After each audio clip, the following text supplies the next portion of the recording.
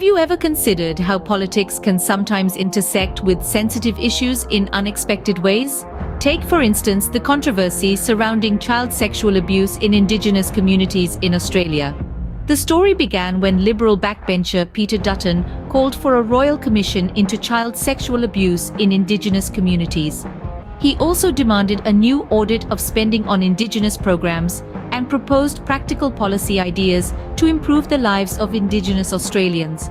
However, this call was met with fierce opposition from within his own party. Bridget Archer, another Liberal backbencher, accused Dutton of appearing to weaponize child sexual abuse for some perceived political advantage. Archer, who herself is a survivor of child abuse, voted against Dutton's motion, arguing that child sexual abuse is a significant issue across the country, not just in Indigenous communities. Archer's stance on the issue is not without evidence.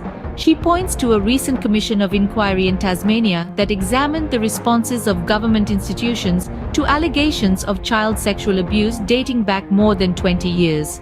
The inquiry found that children had been abused in a range of government institutions, including hospitals and schools, and the responses had been inadequate. Archer argues that the real need is for action.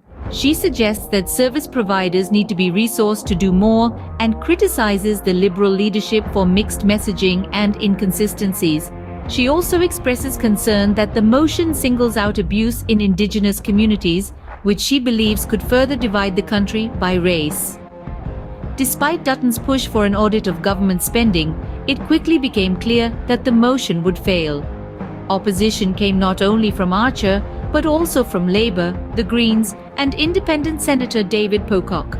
Even Independent Senator Lydia Thorpe, who has backed a more limited review, distanced herself from the coalition's call for a broader review of all spending.